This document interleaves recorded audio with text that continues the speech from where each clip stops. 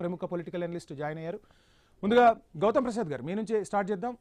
గౌతమ్ ప్రసాద్ గారు, ఏంటి అసలు ఏ విధమైన పరిణామాలు కనిపిస్తున్నాయి? కాంగ్రెస్ పార్టీలో ఇంటర్నల్ సర్వే జరుగుతోంది. ఇంటర్నల్ సర్వేకి సంబంధించి ముఖ్యమంత్రి మార్పే జరగబోతుందన్న టాక్ వినిపిస్తోంది. ఏ విధంగా చూస్తుంది బీఆర్ఎస్ ఈ అంశాన్ని? వంశీ గారు, మీకు మన ప్యానెల్లో ఉన్న పెద్దలకు అదేవిధంగా మన ప్రేక్షకులకు గుడ్ ఈవినింగ్ అండి.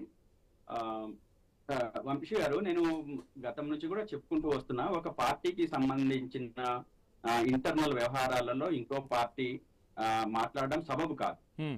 కానీ వాళ్ళ అంతర్గత ప్రజాస్వామ్యం అనుకోవచ్చు, లేకపోతే ఇంకోటి అనుకోవచ్చు, మనకేం దాంట్లో అభ్యంతరం లేదు. వాళ్ళు మాట్లాడుకోవచ్చు. అది కూడా మనకి చాలా సందర్భాల్లో మీ నేతలే కమెంట్ చేస్తున్నారుగా, ముందు రేవంత్ కి సొంత పార్టీలోనే సపోర్ట్ లేదని. నేను అదే చెప్తున్నాను. నేనేమంటున్నానంటే, ఇక్కడ సమస్య ఎక్కడ వస్తుందంటే, వాళ్ళు అధికారంలో ఉన్నారు.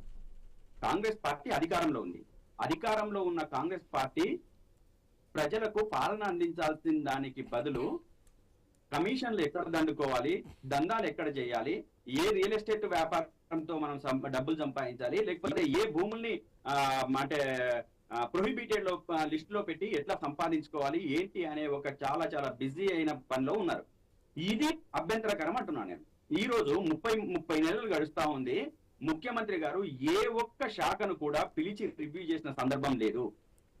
అదేవిధంగా పాలనకు సంబంధించిన రివ్యూ చేసిన సందర్భం లేదు. అంతేకాదు, ఆయన దగ్గర ఉన్న శాఖలైతే ఆ శాఖల మీద కూడా ఇప్పటికీ కూడా రివ్యూ చేసిన సందర్భం లేదు. ఈ రోజు తెలంగాణ రాష్ట్రం అంతా కూడా నీటి కొరతతోని అనేక ఇబ్బందులు పడతా ఉంది. అటు తాగునీరు కావచ్చు, ఇటు సాగునీరు కావచ్చు, అనేక రకాల ఇబ్బందులు పడుతున్న సందర్భం ఉంది. ఈ రోజు సిటీలో ఆయన మున్సిపల్ శాఖ మంత్రి కూడా ఆయన దగ్గరే ఉన్నట్టు తెలిసింది.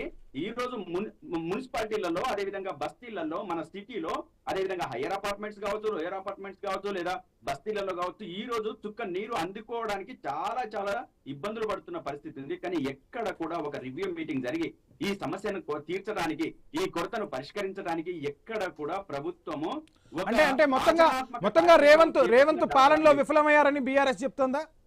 సో పార్టీని పక్కన పెడదాం, మీరు ఇంటర్నల్ విషయం అన్నారు కాబట్టి పార్టీ విషయాలు వాళ్ళు చూసుకుంటారు.